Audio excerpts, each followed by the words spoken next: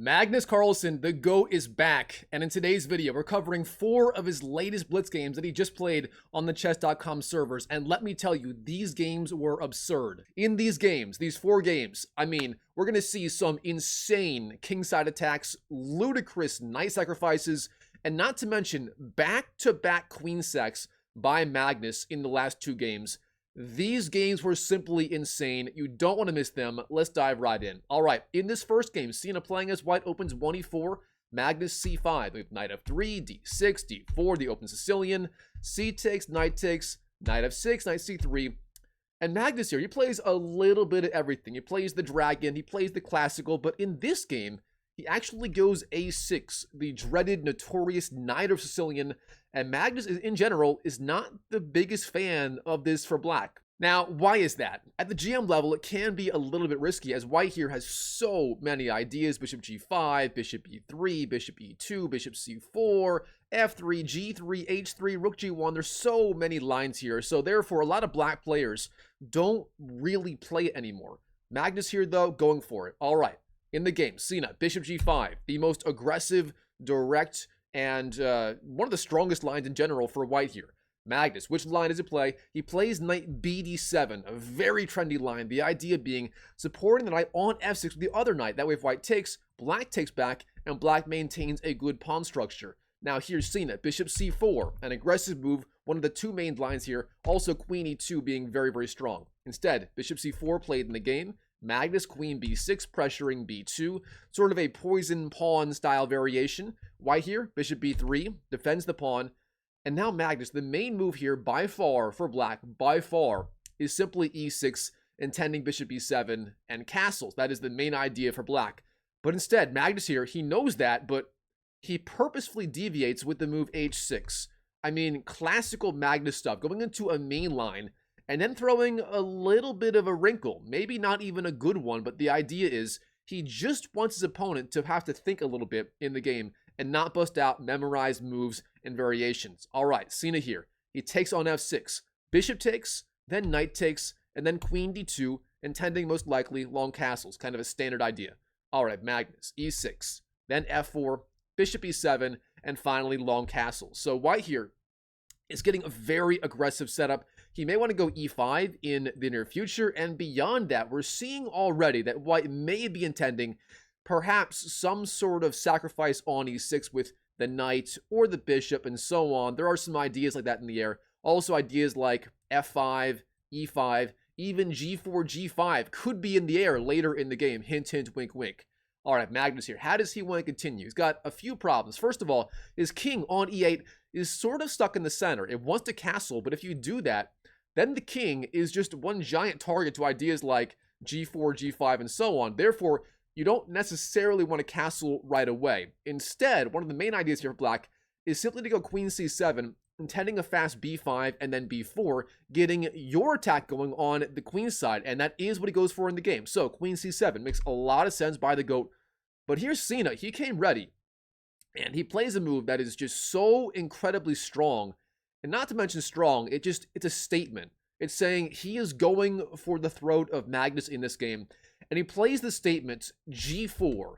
Oh, you gotta love this move. The idea being if the knight takes, rook g1 hits the knight on the open file, attacks the knight, plus the pawn on g7 via the x-ray attack, and that would be incredibly, incredibly good for white. So instead, Magnus here, he does not take the free pawn. Oh no. Instead, b5 is the move, simply going for his attack. The idea being he wants to go b4, pushing back this knight, and then trade on e4. For example, rook g1, b4. The knight moves, then takes on e4. That is the idea by black in this game. Now, here, Cena, he sees this, he knows this, he is not slowing down one bit. Here, he plays the move g5, simply going for it on the king side. He is not slowing down at all. Magnus here, all right, he takes, white takes, and Magnus here, he knows if this knight moves, then the pawn on e4 will not be under attack, and white will have a massive advantage in this game. Therefore, he plays the move b4, the counterattack, attacking the knight on c3, and instead, the idea being, if the knight moves, Then you trade on e4 with tempo on the queen and the pawn, and black here is completely winning. Therefore, Sina here, he cannot move this knight to a4. He must do something else. What's it going to be? Well, it turns out in the game, he busts out the ludicrous knight sack. That is the move. Knight c to b5. Here we go. The knight sack attacks the queen. The idea being, if you take that knight, the knight on f6 is also hanging, not to mention the pawn on b5. So white, either way, is going to get some attack going. He won't lose a piece. Black, of course, also has a piece under attack. All right, Magnus here. He takes on b5. A takes b5 is the move. And white, of course, takes on f6. G takes f6 is the move. The bishop now on e7 under attack. Black here takes with the bishop. Bishop takes. And now knight takes b5. Okay, the dust has sort of settled. Black here has some open lines of attack on the queen side, but of course the pawn on d6 right now is under attack, as is the queen on c7, and the queen is going to have to move in the game. Magnus here. Queen c5 is the move. Now here white takes on d6, knight takes d6, the king must move, king to e7, and here in this position, Sina has an overwhelming attack. The pawn on a2 is defended. Black has no pawn breaks. The open files really aren't that useful, as again, the bishop on b3 defends everything right now. That knight is just super, super strong. Everything seems to be going white's way in this game, but he plays one simple mistake here. He plays the move king b1. Now, this move makes a lot of sense. At some point, black was threatening, for example, bishop to g5, trying to pin the queen to the king on the c1 square. However, this was not the right time to do this, and here, king b1 is just simply too slow. Instead, the computer likes, say, rook h to f1 or rook h to e1 instead. Instead, king b1 gives black just enough time to begin the attack, and he plays the move rook to d8, pinning the knight on d6 to the queen on d2. Look at this, one simple wrong move, king b1, the entire game slips away, and Magnus seizes control in the center just like that. Sina here, he tries to defend e5, but black here takes on e5 with the queen, and now threatens mate in one move on the b2 square. Sina, what can he do to defend? Here, according to the engine, knight takes c8 is the best move, but instead, knight to f5 played in the game. This is a massive mistake. Yes, you do hit the king with check and so on, but the king here goes back to e8 like this. The rook is defended, the knight is under attack, and everything all of a sudden is simply collapsing for white. Sina here, he trades on g7. Knight takes g7 is the move. The king slides over, the queen goes back, but here's the problem. Rook takes, bishop takes, and Magnus Carlsen is simply up a piece in this position, not to mention having the overwhelming attack against the white king. And for that reason right here, Magnus Carlsen, he is forced to resign on the spot in this first game. All right, yes, that first game was wild, but this next one, with Magnus again playing as black, I mean, this one really takes the cake. All right, in the game, 1e4 for Sina, Best by Test, and Magnus c6. Gotham Chess has entered the chat. We have the Caro-Kann defense on the board. Black's idea is simple. He wants to go d5, just kind of slowly but surely pressuring the white center and go from there. All right, in the game, Sina, e4, d5, e5, the advanced variation, one of the best lines versus the Caro-Kann.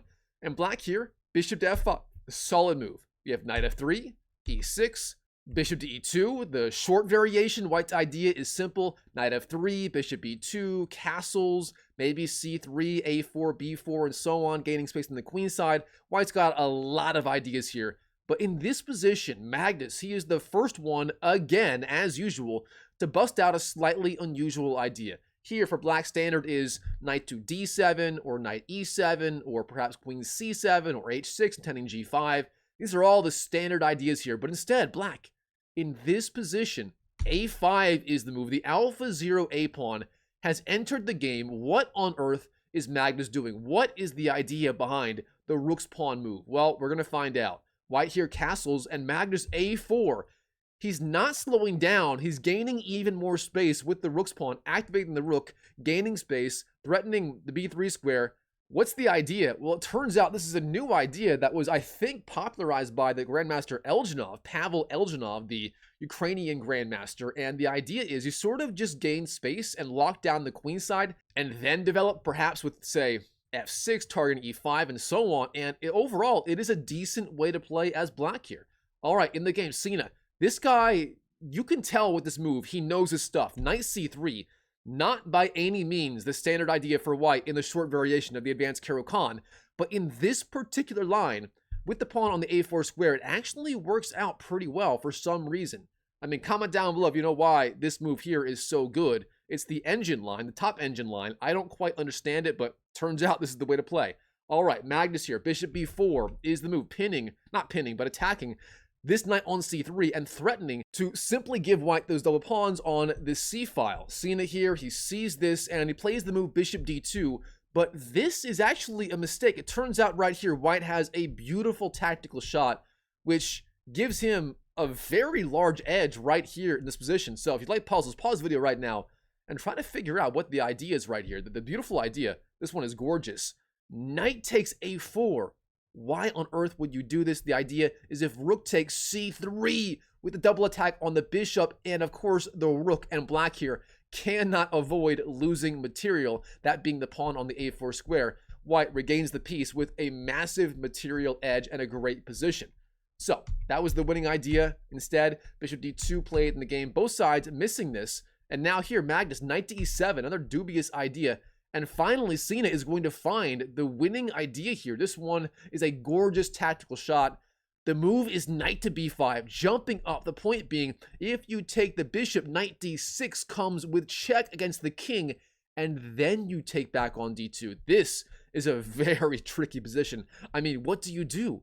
If you take knight d6, if you go back, knight d6, and you can't go back as c5 and d6 are covered and e7 is occupied by the knight. Magnus here in a little bit of a bind. This is no joke in the game. He trades on d2, but Cena, knight d6 hits the king, forces king to f8, and then queen takes d2, and Magnus here has the monster octopus knight, sorry, Cena here has the monster octopus knight on d6. The king is misplaced, black cannot castle, and by all means, Magnus here is in a world of trouble in this game. I mean, his opponent rated 31-33 online. This guy is no joke. All right, queen c7 played in the game. Then knight g5. Cena here threatening f7. Is Magnus in trouble in this game? Bishop g6 defends, but then queen to f4 piles on even more pressure. Magnus here, knight to f5, trying to block the attack of the queen on f7. But you know what is coming. G4 is coming, hits the knight. If the knight moves, again, white crashes through on f7, and black here is simply cooked. Instead, Magnus in the game does the only thing he can. He counterattacks with the move h6, the idea being trying to force back this knight before this knight goes back, or even trades on d6, and black theoretically might be okay in this position.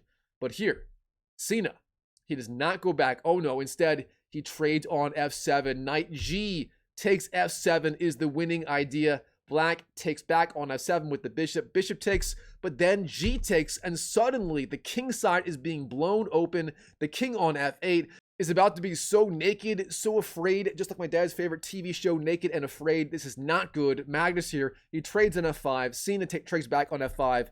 And now here, what can black do? What can he do? King g8, but then e6.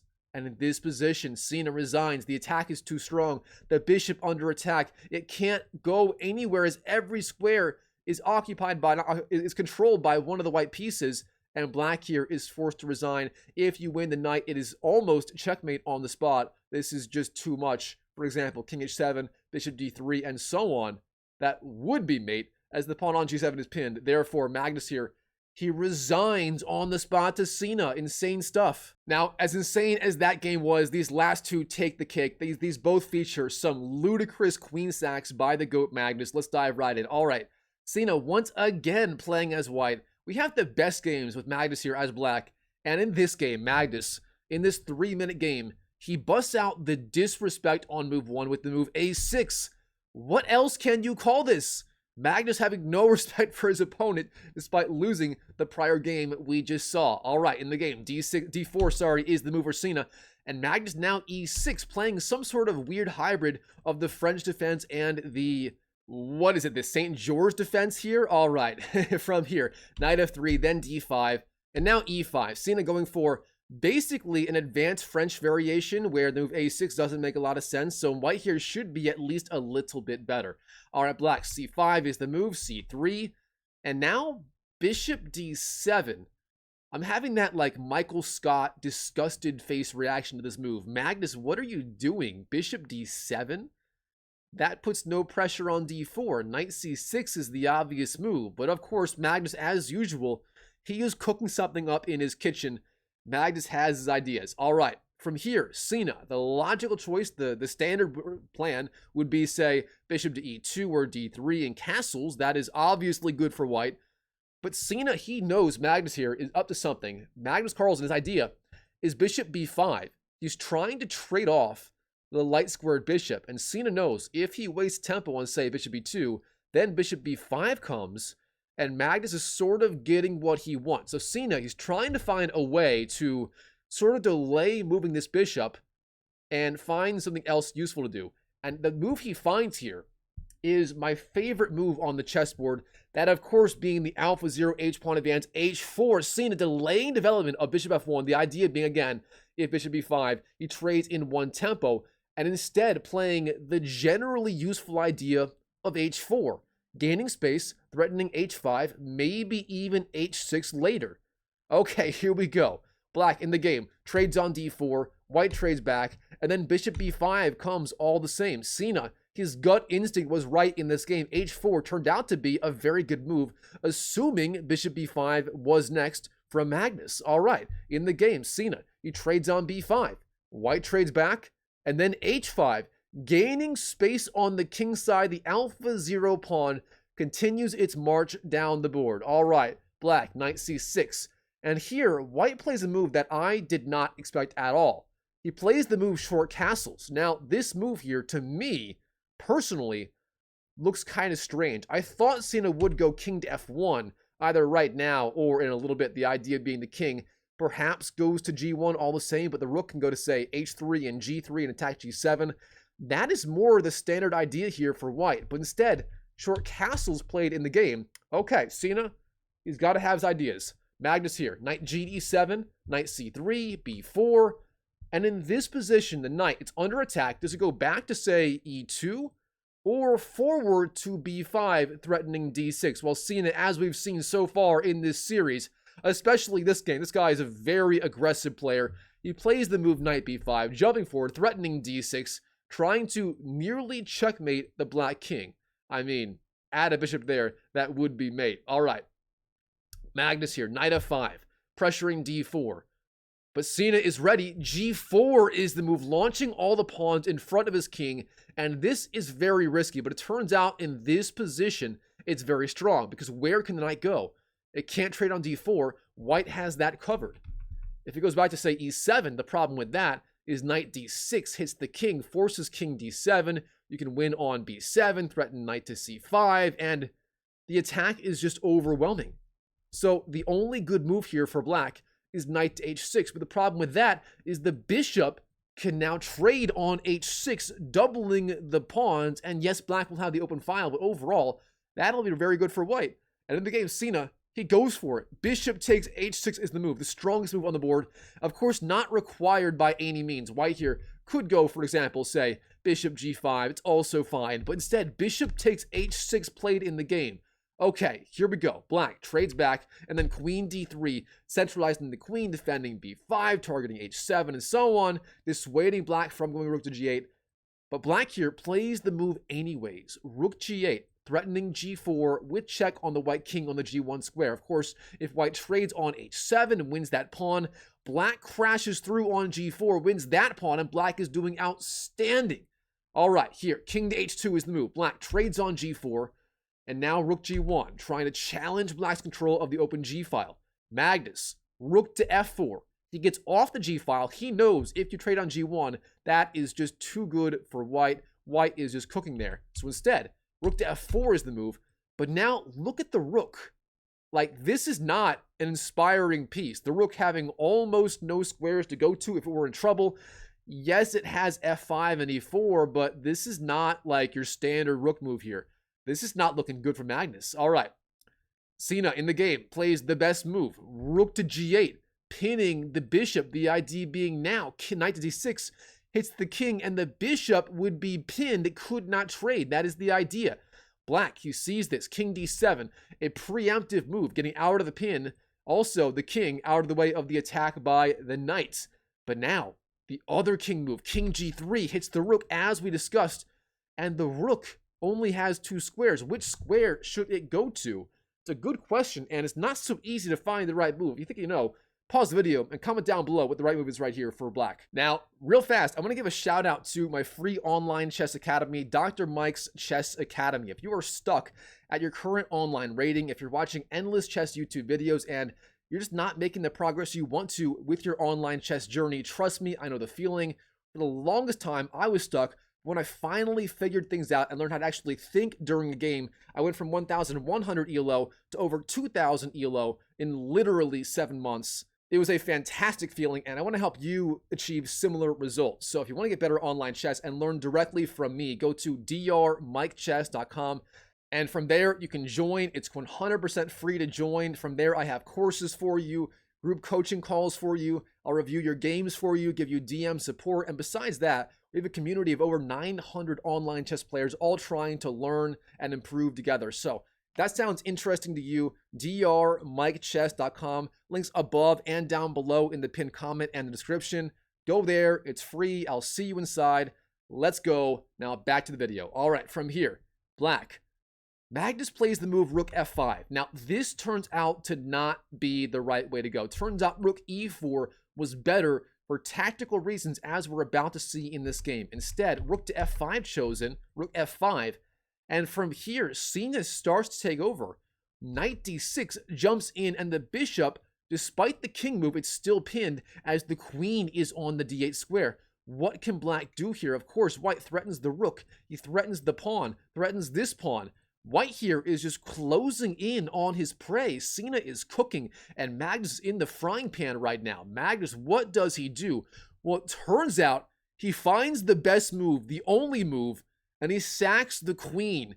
Bishop takes d6. What a disgusting but brilliant queen sack. Magnus giving up the queen. Rook takes, and now e takes. Magnus loses the queen. He's completely lost. But as we're going to see, he fights on. Rook g8 hits the king on g3. The king's got to move. King to h3 slides over. Rook takes h5. This is almost checkmate. White has one move. Knight to h4. He plays it in the game. And now f5. What is the threat from Black? It's simple. Rook to g4. If White wastes a move, I don't know. Rook e1. Rook g4 comes. And it's checkmate. Black takes on h4. It's literally checkmate. Magnus threatening mate in 2. Sina, he sees this. f3 is the move guarding g4. Okay, heart attack relieved. Now Magnus, he trades on d6.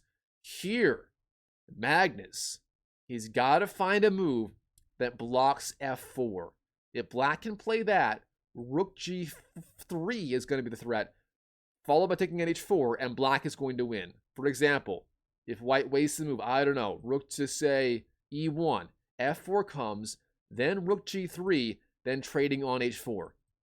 But Sina, he actually played rook e1 in the game, and Magnus won. f4 is the move. Rook g3 is coming.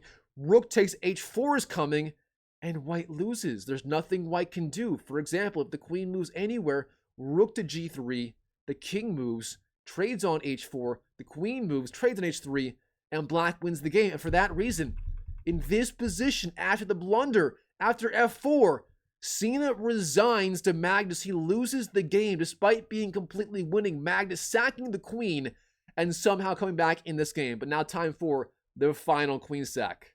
All right, here we go. Magnus finally playing as White in this game. Okay, d4 is the move. Knight f6, c4, e6, knight f3, d5, and then g3. The Catalan opening, one of my favorite openings for White. It's so strong. Magnus, the guy loves it. He's got a, what's a good word for it? A love affair with the Catalan opening right now. He just loves this opening, and it's easy to see why. It's like long-term positional pressure, but with some aggressive ideas thrown in as well. All right, Black here has a lot of ideas. Bishop e7 and b4, the main lines, also taking on c4, c5, and so on.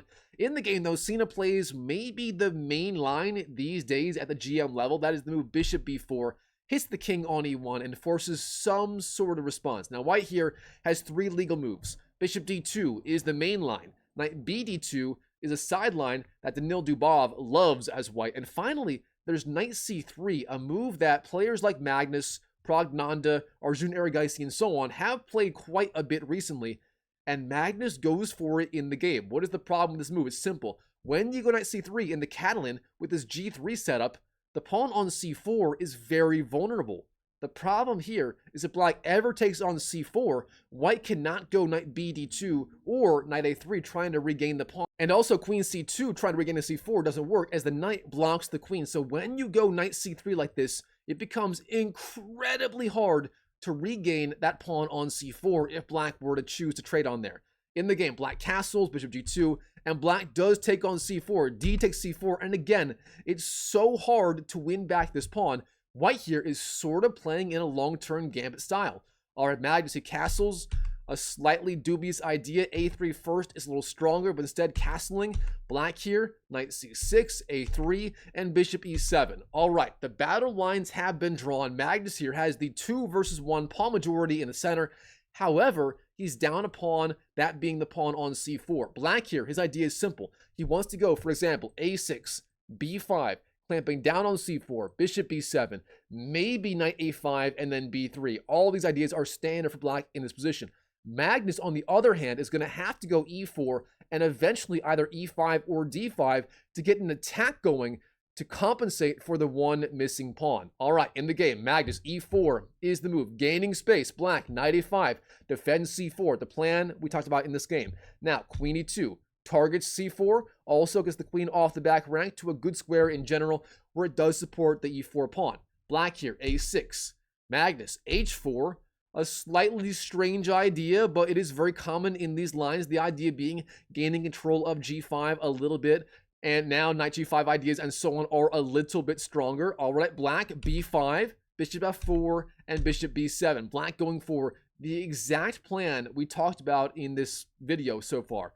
Magnus, rook a d1, centralizing his rooks. Black, rook to e8, now rook f to e1. All right, Magnus here has literally every single piece out onto a good square, including the h4 pawn. It's very important, you know.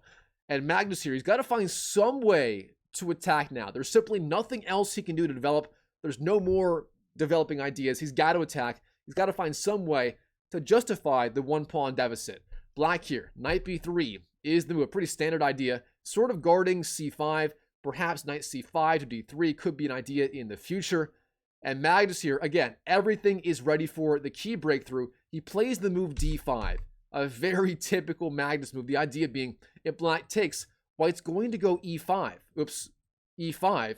And it does happen in the game. E takes, then e5. This is the idea. You give up the pawn on d5. That way, when you go e5 like this, the knight cannot go to d5, as that square is occupied by his own piece right there. All right, here, Cena, he's got to find the right move. This position is so critical. If he doesn't find the right move, the entire position collapses immediately. And the best move here is simply bishop c5, opening up the attack of the rook on the pawn, also pinning the pawn to the queen on the e2 square. That is the idea. Very simple, not complicated from there. Knight g4 is being threatened and so on, and black has good play. Instead, black here, d4, trying to give back this pawn, but this is a massive blunder, and everything collapses. Magnus trades on d4. Black does as well. Then rook takes. The problem here, the rook, yes, it's under attack. However, so is the bishop, then the rook, also the knight. The tactics here are just insane. In the game, Cena, he trades on d4. Magnus wins the bishop. Bishop takes, rook a b8, and then e takes f6 is the move, attacking the bishop. Black here, he wins the bishop on b7, but in this position, Magnus Carlsen, he has a beautiful tactical shot. Pause video right now and try to find this one right here. Magnus, of course, he sacks the queen. Queen takes e7, the brilliant move. What is the idea? It's simple. If you trade here, f takes e7, is the move. The pawn can't be stopped. The queen cannot stop it. If queen d7, e8 queen is checkmate like this. And if rook to b8 right here, again, e8 queen, or even a rook to add the disrespect. And then it's checkmate. Sina here can't do anything after this move. And for that reason, he resigns on the spot to Magnus in this exact position. Wow, what a series of games between Magnus and Sina. And by the way, Magnus here, of course, he did win his match versus Sina. And he advances to round number 8 of the ongoing 2025 Speed Chess Championships, where, who knows, he might actually face off versus Hans Niemann in these semifinals once again next year. All right, guys, hope you enjoyed the video. If you did, please show me some love. Smash that like button, comment down below. And real fast, if you're trying to get better online chess and you're stuck and you just want a little bit of guidance from a 2000 ELO player who's been there and knows what it takes to actually improve online chess, go to drmikechess.com. When you get there, I'll personally DM you, welcome you, and help you find whatever it is you need to actually improve, whether it's more courses, more instruction, more whatever. I have so many ways there to help you out. Trust me, it is worth it. It's free to join. What more could you ask for? So drmikechess.com. I'll see you there. I'll see you inside. And as always, I wish you the best of luck in your chess improvement journey in 2025 and beyond. And I'll see you in the next video.